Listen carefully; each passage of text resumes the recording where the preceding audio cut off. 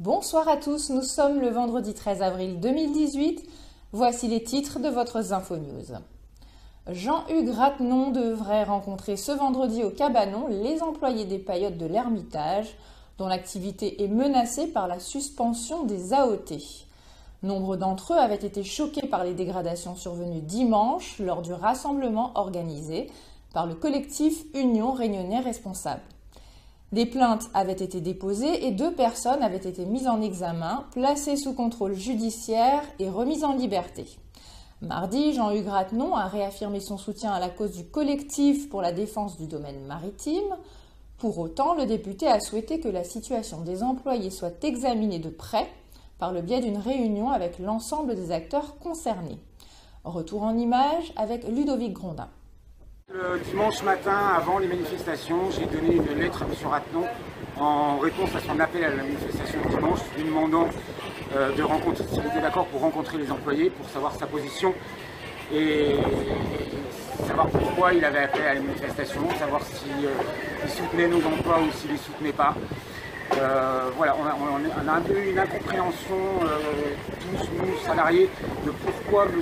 Ratenon avait soutenu une manifestation alors qu'on parle de la perte d'une centaine d'emplois, et que M. Ratenon est quand même député.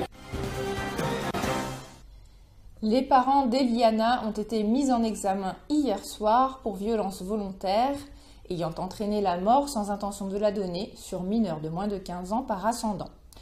Dans l'attente de leur procès, il a été demandé au juge des libertés de les placer en détention provisoire. Lors de la présentation de la mère devant le JLD, les parties présentes ont appris qu'elle était enceinte de son actuel compagnon, soupçonné d'avoir participé à la mort d'Eliana.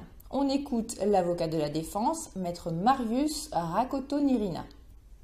Ce qui a été ordonné là était parce que, et tout le monde je pense, puisque l'audience a été publique, a entendu qu'on n'est pas encore à ce stade. En début d'enquête, on ne sait pas encore qui est le coupable, on n'est pas encore en mesure de déterminer des indices suffisants, des indices probants pour certifier de la culpabilité de l'un ou de l'autre ou d'autres individus.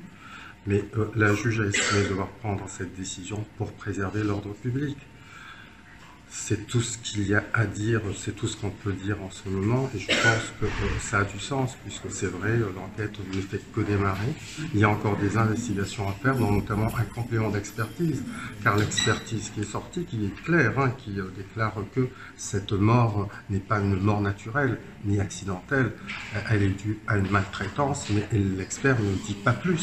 On ne sait pas qui on est l'auteur, qui en sont les auteurs. Il va falloir déjà, pour déterminer le moment exact des agressions, l'heure exacte, il va falloir qu'il y ait un complément d'expertise. Donc on attend, on va demander, nous, à ce que ces explications soient fournies sur le plan technique. Pour le reste, je pense qu'il faut respecter la douleur des proches, de la famille et des gens qui entourent cette petite fille morte aussi dramatiquement. L'INSEE a publié ce vendredi les résultats de son enquête Emploi en continu.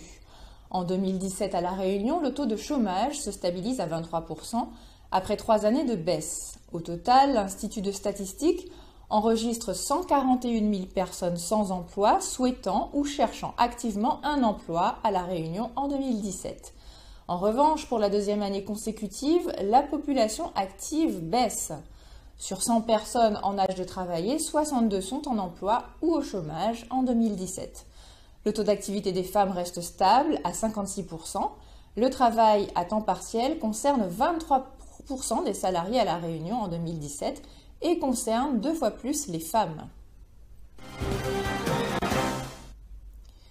La DEFAR est en colère et s'est fait entendre sous les fenêtres de la préfecture.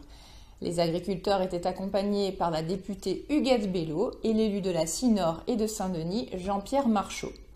Le 5 avril dernier, le représentant de l'État était allé promouvoir la filière bovine et laitière pays lors d'un déplacement chez un exploitant de la plaine des Cafres. Il avait tenu des propos sur les agriculteurs ruinés à cause de la leucose bovine qui touche une grande partie du cheptel.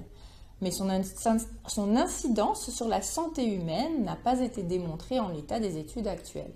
Ce qui a laissé dire au préfet que ces agriculteurs regroupés en collectif étaient ignorants sur cette question de leucose. Une interview signée Samuel Hirlepen. Les propos que le préfet a tenus devant les éleveurs le jeudi 5 mai, je crois, là à notre sujet, étaient des propos quand même insultants. Et lorsqu'on sait les familles qu'on défend leur état, leur situation, je pense qu'il y avait besoin en tout cas d'entendre le préfet sur son positionnement et sur ses propos. Cette leucose est arrivée dans l'île depuis 1988 et malgré les informations, malgré l'étude épidémiologique à l'époque en 1988, les vétérinaires qui étaient au courant n'ont rien fait. Et depuis, jusqu'à maintenant, 2018. Pour nous, c'est très préoccupant parce qu'en fait, la leucose, elle fait le lit à plusieurs autres maladies. Et c'est ce qui s'est passé quand il y a eu l'arrivée du bateau de 2003 à La Réunion. Ce bateau déjà de 440 bêtes était déjà contaminé depuis la France et certains de ces animaux étaient morts. Et on a livré aux éleveurs des animaux, en tout cas malades, contaminés, et aussi livrés dans les différents ateliers Cicalé et Sicarevia des animaux contaminés. Et depuis le début de l'année, 65 cas de leptospirose ont été recensés à La Réunion, contre une cinquantaine pour toute l'année 2017. Cette maladie peut s'attraper au contact d'un milieu humide contaminé, les activités de nettoyage des cours et des jardins ou encore de baignade en eau douce après de fortes pluies sont particulièrement à risque. Suite aux derniers événements météorologiques, l'ARS Océan Indien souhaite sensibiliser la population et appliquer les mesures de protection pour lutter contre les rats. De plus, dans un contexte d'épidémie de dengue, il est recommandé en cas de forte fièvre de consulter son médecin traitant afin de se faire dépister et de bénéficier du traitement adapté si nécessaire. Sur la RN1 route du littoral, pour permettre la suite des travaux de la nouvelle route du littoral, la circulation se fera en mode bidirectionnel sur les voies côté montagne entre la Grande Chaloupe et la Possession cette nuit de 20h à 5h du matin, sauf événement imprévu. Votre JT est terminé, on se retrouve dès lundi pour une nouvelle édition. Très belle soirée et excellent week-end à vous tous.